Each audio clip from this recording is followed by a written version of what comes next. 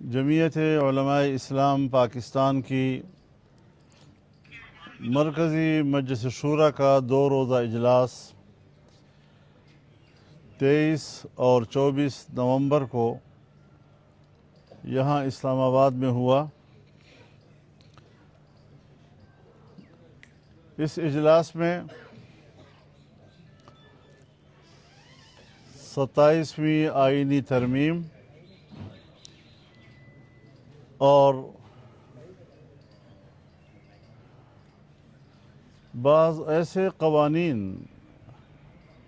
جو اس دوران پارلیمنٹ میں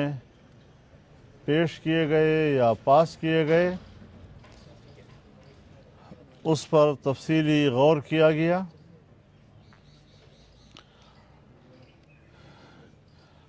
جمعیت علماء اسلام نے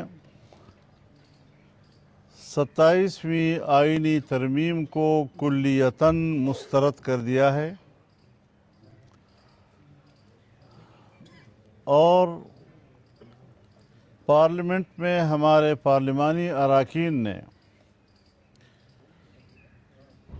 اس کی مخالفت کی۔ مرکزی مجلس شورا نے اپنے پارلیمانی اراکین کے اس فیصلے اور مخالفت کی توثیق کر دی ہے۔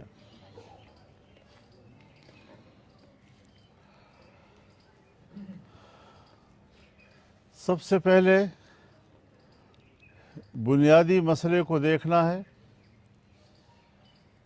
کہ 1 سال قبل 26ویں آئینی ترمیم پارلیمنٹ میں لائی گئی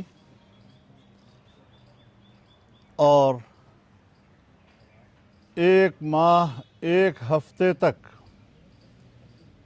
جمعیت علماء اسلام کے ساتھ حکومت کے مذاکرات ہوتے رہے۔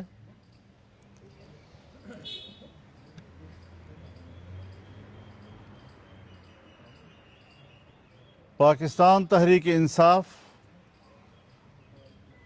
آن بورڈ تھی اور ہم